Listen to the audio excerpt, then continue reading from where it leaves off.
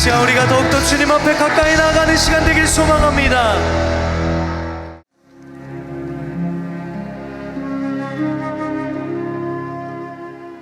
오늘의 말씀은 출애굽기 9장 20절에서 21절 말씀입니다. 바로의 신하 중에 여호와의 말씀을 두려워하는 자들은 그 종들과 가축을 집으로 피하여 들였으나 여호와의 말씀을 마음에 두지 아니하는 사람은 그의 종들과 가축을 들에 그대로 두었더라. 아멘. 지난 1월 5일 일본의 한 지방법원에서 열린 공판이 잔잔한 화제를 불러일으키고 있습니다. 이 판사는 휠체어에 앉은 백발의 피고인에게 징역 18년을 선고하게 됩니다. 이 선고를 통해서 피고와 방청객까지 모두 다 고개를 떨구고 눈물을 흘렸다라는 이야기입니다. 왜 그랬을까? 이 피고는 70대 여인입니다. 시부모와 남편을 살해한 혐의를 받고 있었습니다. 여기까지 얘기하면 이 사람은 우리가 흔히 얘기하는 나쁜 사람이다 라고 정의를 할 수 있습니다. 그런데 그녀에게는 그럴 만한 사정이 있었답니다. 이 여인은 10년 전부터 몸이 아픈 두 분의 시부모를 혼자서 간병을 했습니다. 음식은 물론이고 대소변까지 이 70 먹은 며느리가 모든 것을 다 도맡아서 했습니다. 그런데 얼마 전 기업을 운영하던 남편이 뇌경색으로 쓰러지게 됩니다.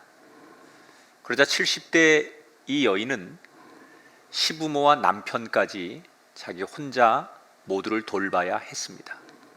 그뿐 아니라 작은 기업을 운영하던 남편을 대신해서 회사에 나가서 회사를 책임져야 되니까 남편 대신에 격리 업무부터 청소, 모든 일을 혼자서 다 감당합니다.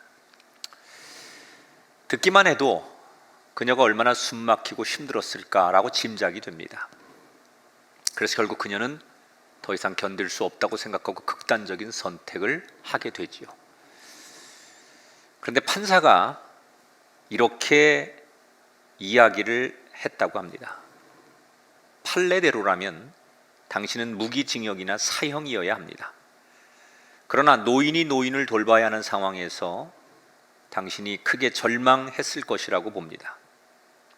이제라도 피고가 혼자 그 깊은 절망감에서 빠져나오기를 바라며 가명하여 징역 18년에 처한다. 이 선고문에 피고는 펑펑 울었고 미안했던 그의 다른 가족들도 고개를 떨구고 한참을 펑펑 울었다는 얘기입니다. 이 여인이 자신의 기구한 운명에 대해서 조금이라도 예측과 생각을 했을까? 저는 그녀가 자기 인생에 이런 일이 올 거라고 전혀 상상하지 않았을 거라고 생각합니다. 아마 이 땅에 살아가는 모든 사람들은 다 그런 생각을 하지 않을까 생각해요.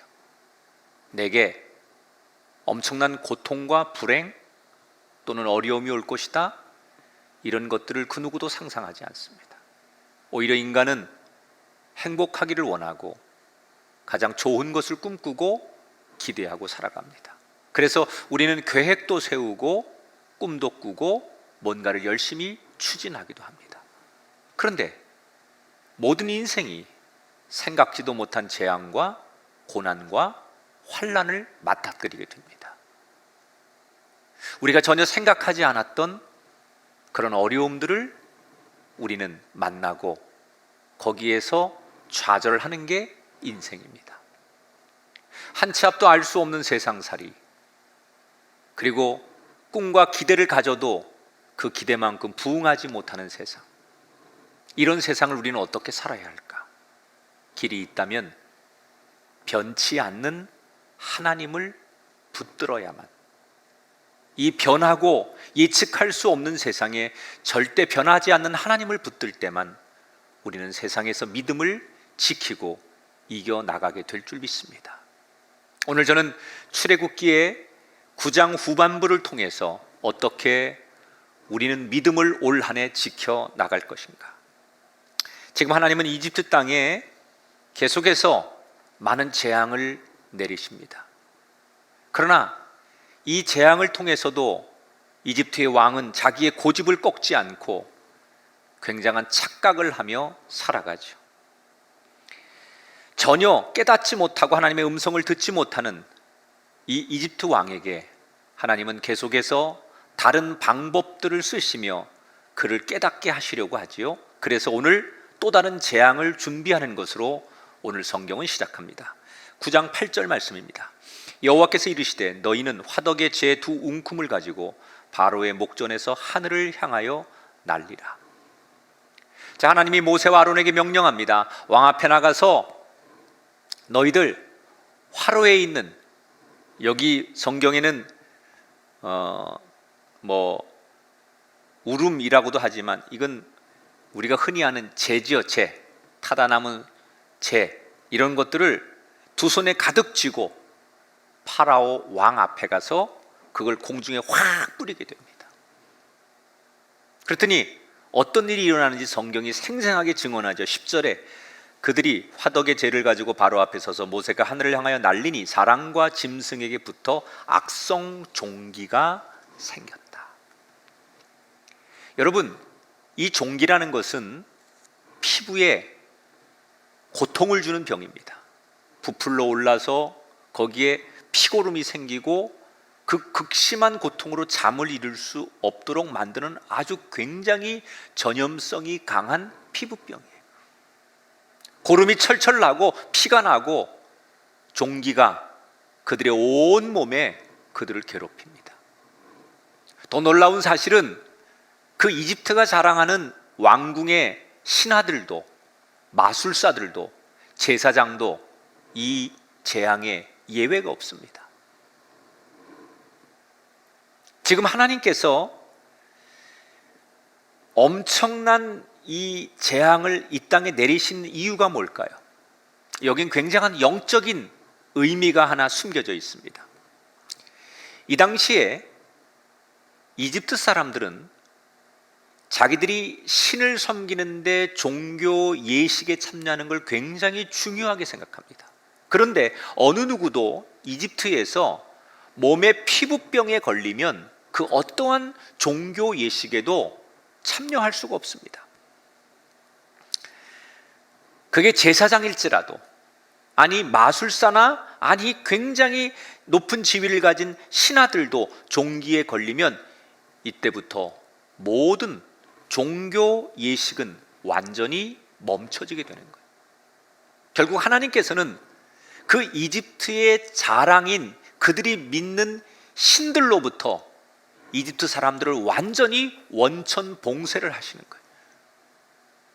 그들이 자랑하고 그들이 경배하고 그들이 믿었던 그들의 신, 그것들이 하나님 앞에 한낱 아무것도 아니라고 하는 것을 여실히 보여주는 장면이에요. 그런데 문제는 이런 하나님의 의도와는 상관없이 여전히 내가 대단하다고 착각하고 외치는, 저항하는 이 왕의 모습입니다. 재밌는 것은 이때부터 이집트 신하들의 또는 백성들의 균열이 생기기 시작합니다. 자기들이 그동안 절대로 믿었던 이집트의 왕이 더 이상 신뢰할 수 없는 거예요. 오히려 저 히브리 노예들이 들고 나온 저들이 말하는 하나님이 훨씬 더 신뢰감이 있고 강한 신이라는 생각이 들면서 일부는 왕을 의심하기 시작합니다. 더 이상 왕을 믿고 따라갈 수 있을까? 이런 회의가 시작하는 시점이에요. 온 이집트 백성들이 종기로 온몸의 피부병으로 괴로워하고 있던 어느 날 모세가 다시 이집트 왕 앞에 나갑니다. 그리고 언제까지 내 백성들을 붙들고 교만과 하나님의 음성에 귀를 닫고 살 것이냐, 이렇게 책망을 한 다음에 무서운 경고를 내립니다. 내일 이맘때가 되면 네가 난생 처음 보게 될 우박이 하늘에서부터 무섭게 내릴 것이다. 자, 피부에 종기를 내리게 한 다음에 곧바로 하나님께서 이집트 땅에 엄청난 우박의 재앙을 준비하셨어요. 왜 이 우박 재앙을 하나님께서 준비하신 것일까? 자, 지금 이집트 사람들은 여러 신을 믿는다고 했잖아요. 그들이 자랑하는 이집트는 세계에서 모든 것을 다 가진 나라예요. 그들이 가장 자랑하는 게 뭐 군사도 있고 문명도 있고 경제적인 풍요도 있고 넓은 땅도 있겠지만, 이집트 사람들이 가장 긍지를 가지고 자랑하는 것들이 있다면 그들이 믿는 신입니다. 이집트는 세계 열방의 모든 신들을 다 가져다가 자기들 나라 안에서 그것을 다 믿고, 그래서 모든 전 세계의 이 땅의 모든 신들이 다 자기 나라에 있다고 믿는 사람들이, 그래서 다신 국가예요. 근데 그 중에서도 이집트 사람들이 가장 중요하게 여기는 9신이 있습니다. 그런데 그 9신 가운데 상징적인 게 3개가 있는데, 우선은 곡식, 이 식량을 보호해주는 세트라고 하는 신이 있습니다. 그리고 하늘을 지키는 여신 누투가 있고요. 또 하나, 그 생명을 지키는, 사람의 생사를 주관하는 이시스라고 하는 신이 있습니다. 그러니까 곡식과 하늘과 생명, 이 3가지를 상징하는 이 3신을 우박의 재앙을 통해서 하나님께서 한 번에 그들을 심판하시고 의미 없다는 것을 선언하시는 거예요. 여러분, 모세가 우박 재앙을 예고하자 이집트 왕궁이 혼란에 빠집니다. 그런데 이때 재밌는 것은요, 모세가 이런 얘기를 합니다. 내일 이맘때쯤 엄청난 재앙이 우박으로 내릴 것인데 피할 길을 한 가지 주겠다. 누구든지 이 재앙을 두려워하고 가축들을 데리고 집 안으로 건물로 들어가 있으면 그는 살게 될 것이다. 집 안에 들어가 있으면 안전하게 될 것이다 라고 모세가 덧붙여 설명을 합니다. 그런데 이 이야기를 들은 사람들의 반응이 재밌습니다. 20절 21절에 보니까 여호와의 말씀을 두려워하는 자들은 그 종들과 가축을 집으로 피하여 들였으나 여호와의 말씀을 마음에 두지 아니하는 사람은 들에 그대로 두었더라. 자, 신하들 가운데 이미 왕을 의심하고 왕을 믿지 못하는 신하들이 조금씩 마음이 흔들리면서 그동안 저 야훼 하나님이 한 얘기가 그대로 지켜지는 걸 보면서 두려움과, 그리고 그 하나님에 대해서 조금씩 깊은 생각을 하고 고민을 하던 일부의 신하들은 하나님 말씀대로 합니다. 그런데 대부분의 신하들은 이미 자기들이 많은 것을 경험했음에도 불구하고 하나님을 믿지 않아요. 그리고 모세가 피할 길을 알려줘도 그것을 귀담아 듣지 않고 그냥 가축들을 들판에 내버려 둡니다. 자, 여기서 궁금한 건 왜 어떤 사람들은 하나님의 말씀을 일부는 받아들였지만 대부분의 사람들이 하나님께서 피할 길을 주셨는데 왜 그 말을 수용하지 않은 걸까? 왜 그 말을 받아들이지 않은 걸까? 자, 지금 이집트 사람들의 생각 속엔 이런 생각이 있는 거예요. 야, 하늘에서 갑자기 우박이 내린다고?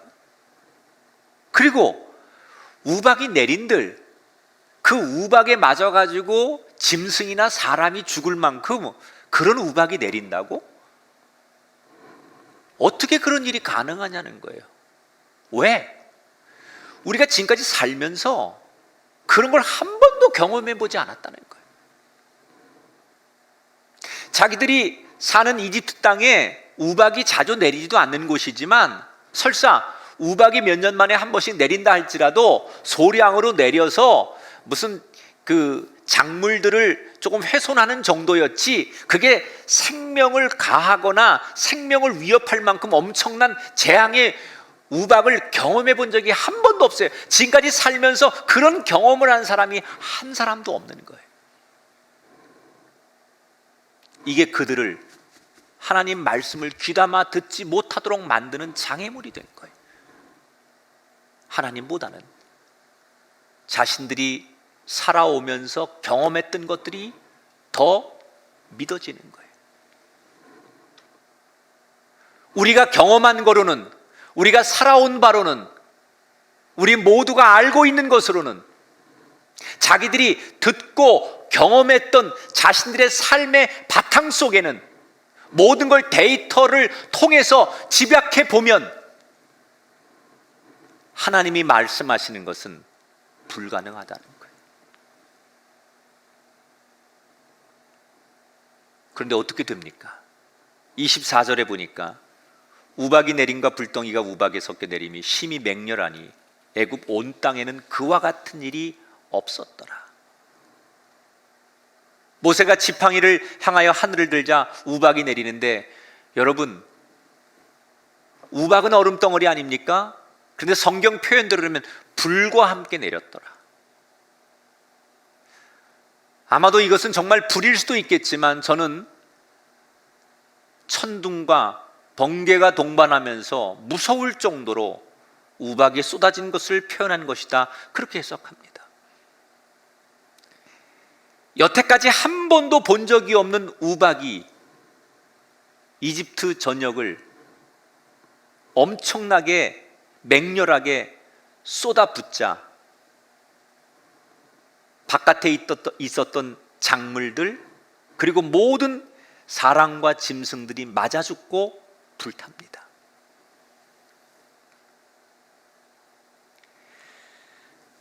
여러분, 이집트 사람들이 똑똑한 사람들입니다. 나름대로 자신들이 살아왔던 삶에 대해서 자신 있던 사람들입니다. 그런데 그 사람들이 그렇게 자신만만하게 자기들이 믿던 지난 경험이 하나님 앞에는 한낱 먼지에 불과했다는 거예요. 아마도 이 설교를 접하는 많은 그리스도인들 가운데 오늘 이 설교를 들으면서 우리는 믿음 없는, 하나님의 말씀을 제대로 듣지 않은 이 신하들을 바라보며 비웃음과 또는 손가락질을 하는 사람이 있을 수 있어요. 그러나 저는 이 말씀을 듣는 우리가 과연 그럴 자격이 있을까? 여러분, 우리는 사실 그동안 우리의 경험을 하나님보다 더 믿었던 적이 얼마나 많은지 몰라요. 심지어 저는 교회에서 봉사하는 성도들 가운데도 자기가 경험한 것으로, 자기가 어릴 적에 배웠던 신앙 또는 자기가 지금까지 익혀왔던 신앙의 노선 또는 자기의 익숙한 교회의 형태, 이런 경험을 통해서 지금의 신앙을 마치 그것이 옳은 것처럼 경험을 내세우는 사람들이 있어요. 신앙생활과 믿음생활과 기도생활도 자기의 경험이 우선이라고 말하는 분이 있어요. 여러분, 그 경험을 믿고서 일했다가 우리가 지금 코로나19라고 하는 달라진 상황을 만나고 있지 않습니까? 물론 경험이라는 것이 때때로 인간의 실수를 줄여주고 바른 선택을 하도록 길잡이가 되는 것은 맞습니다. 그러나 우리가 조심해야 될 게 있습니다. 경험이 좋은 거지만 하나님 말씀 앞에서는 내 경험을 접을 수 있어야 된다는 거예요. 내 경험이 하나님 말씀보다 위에 가면 안 돼요.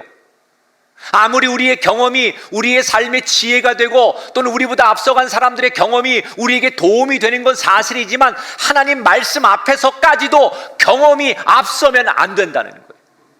이스라엘 백성들이 출애굽을 할 때 그들은 가나안을 한 번도 경험하지 않았어요. 그러나 하나님께서 구름 기둥과 불 기둥으로 그들을 인도하셨을 때 경험하지 않은 그들에게 말씀이 인도할 때, 하나님 말씀이 앞서갔을 때 그들은 가나안의 주인공이 될 수 있었습니다. 경험이 좋지만 경험이 모든 것을 말해주진 않습니다. 왜? 하나님은 우리의 상식과 우리의 경험을 넘어서서 일하시는 살아계신 분이기 때문에, 이 세상을 다스리시는 분이기 때문에 수천 번 수만 번 경험이 A를 보여줘도 성경이 B가 진리라고 말하고 하나님이 B가 진리라고 말씀하면 바라기는 여러분 경험을 넘어서 하나님을 전적으로 믿는 우리 모두가 되기를 주님의 이름으로 축원합니다. 불덩이가 섞인 우박이 계속 떨어지는 것을 본 이집트 왕이 기겁을 합니다. 그리고 더 그가 충격을 받은 게 있는데, 같은 이집트 땅에 엄청난 재앙이 우박으로 내리는데 이스라엘 민족이 살고 있는 고센 땅은 멀쩡하더라는 거예요. 여러분, 왜 이스라엘 백성들은 멀쩡했을까요? 우리는 이스라엘 백성들이 이집트 사람들보다 훨씬 의롭고 그런 재앙을 받지 않을 만큼 무슨 자격이 있는 것 아닐까 이렇게 생각하는데 그렇지 않습니다, 여러분. 이스라엘 백성들이라고 해서 더 특별히 무슨 의롭고 그들이 그 재앙을 피할 만한 자격이 있어서 그 땅에 재앙이 내리지 않은 게 아니라 하나님이 그들을 사랑하신 거예요. 우리가 오늘 주일 예배를 드리고 또는 하나님 앞에 우리가 열심히 살면서 우리의 삶의 10분의 1을 11조로 드리고 기도한다고 해서 우리가 교회 밖에 예수 믿지 않는 사람보다 훨씬 의롭다고 생각하거나 우리가 뭔가 하나님 앞에 축복을 받을 만한 대단한 자격이 있다고 생각하면 안 돼요. 우리가 예배하는 이유는, 새벽에 나와서 기도하는 이유는, 우리의 삶을 하나님 앞에 드리는 이유는 하나님의 사랑을 구하는 거예요. 그것이 마치 내가 무슨 의로운 자격과 어떤 하나님 앞에 남보다 뛰어난 조건을 가질 수 있는 자격이 돼서는 안 된다는 거예요. 우리 모두는 하나님의 자비와 사랑이 필요하기 때문에 오늘도 예배하는 것이고, 그것을 알기 때문에 새벽마다 하나님의 사랑을 구하는 거예요.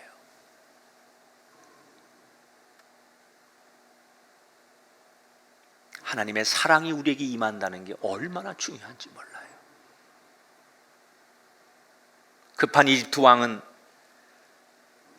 모세와 아론을 불러서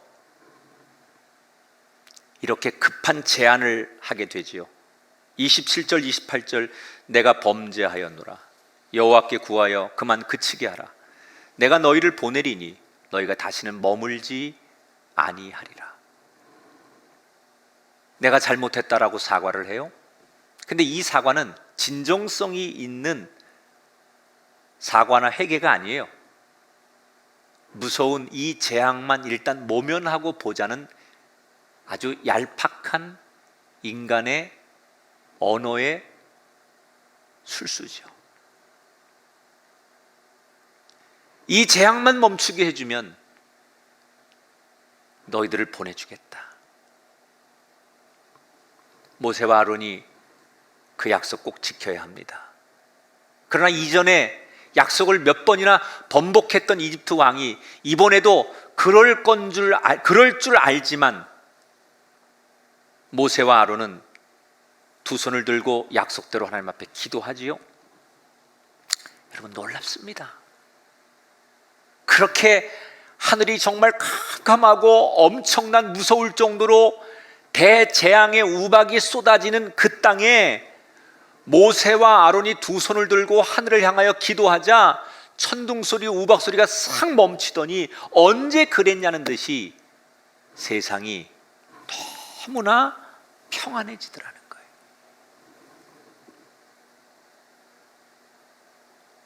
저는 우리 그리스도인들이 하나 알아야 될 게 있어요.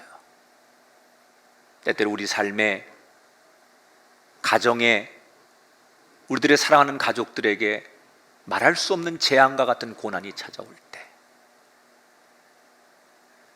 여러분의 가정에 모세와 아론 같은 사람이 필요해요. 그게 부모의 역할 아니겠어요? 그게 먼저 믿은 아내의 역할이고 성숙한 남편의 역할 아니겠어요?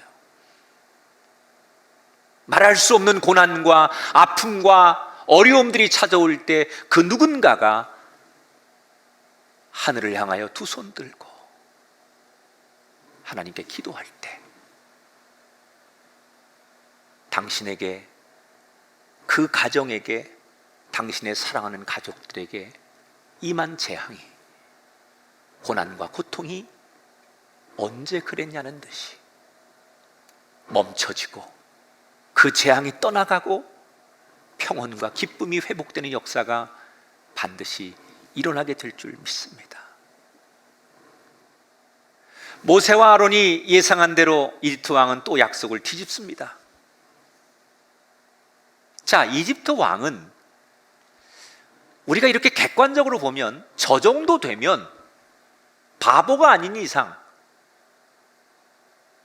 하나님 앞에 손들고 항복하는 게 지혜로운 왕이고 그게 기본적인 상식이고 저 정도 되면 버틴다는 게 이상한 거죠. 그런데 이집트 왕은 우리가 생각하는 상식의 선을 넘습니다. 왜 선을 넘어서 계속해서 하나님 앞에 도전하는 걸까요? 왜 이 정도 되면 누구든 이제 하나님 앞에 무릎 꿇고 하나님을 인정하고 그리고 자기를 내려놓을 것 같은데 왜 유독 이 이집트 왕은 그게 안 되는 걸까요? 두 가지 이유가 있습니다. 하나는 흔히 우리가 알고 있는 자존심의 문제예요. 여러분, 이집트 왕은 그냥 왕이 아니에요. 온 세상의 왕이에요. 그냥 조그만 나라를 다스리는 그런 왕이 아니라, 여러분, 이집트는 4대 문명을 일으킨 곳 아닙니까? 이집트는 전 세계의 모든 군사를 다 가지고 있습니다. 가장 넓은 땅을 가지고 있고 가장 많은 돈을 가지고 있고 가장 유능한 사람을 다 데리고 있습니다. 그리고 이집트 왕은 거기에 걸맞는 태양신으로 사람들에게 숭배를 받던 사람입니다. 그런 왕이 어느 날 한낱 자기가 종으로 노예로 부리는 히브리 노예들이 2명이 찾아와서 자기에게 명령합니다. 협상합니다. 그런데 만약에 그들의 이야기를 받아주면, 그들의 이야기를 수용해주면 모든 사람들 앞에 자신이 어떤 사람이 되겠습니까? 세상 말로 모양 빠지는 거죠. 이게 창피한 거예요. 자존심이 허락하지 않는 거예요.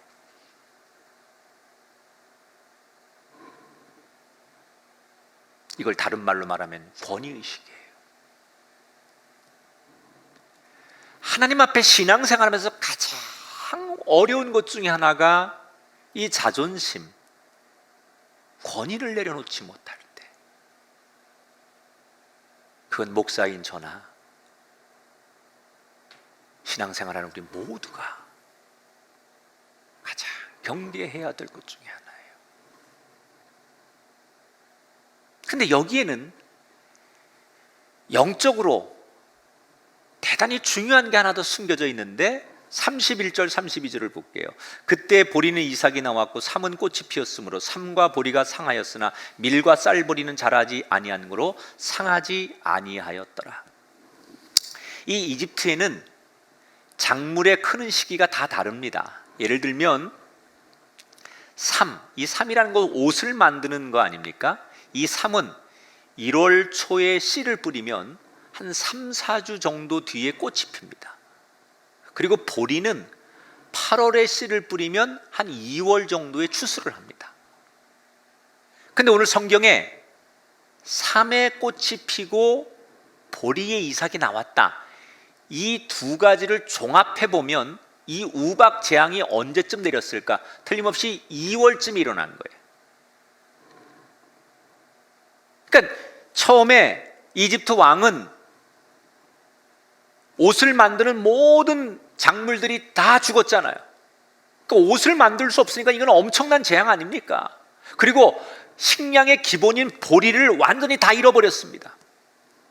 그래서 식량이 없으니까 말 그대로 이집트 땅에 대경제적인 그 공황이 찾아오기 시작하는 거예요. 이게 굉장히 두려운 거거든요. 그런데 몇몇 신하들과 이집트 왕이 무슨 생각을 하느냐?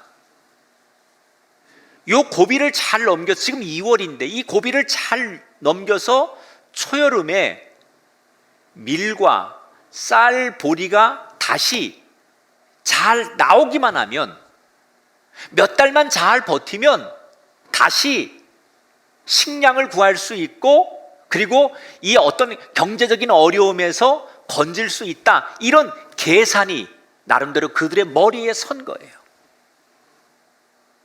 우린 이걸 흔히 전략적이라고 해요. 이집트 왕은 나름대로 전문가 그룹들의 조언을 받아서든지 아니면 자기의 선택이든지 전략적인 계산을 갖고 하나님께 다시 도전하기로 하는 거예요. 그런데 그의 전략과 그의 계산은 어떻게 되었을까요?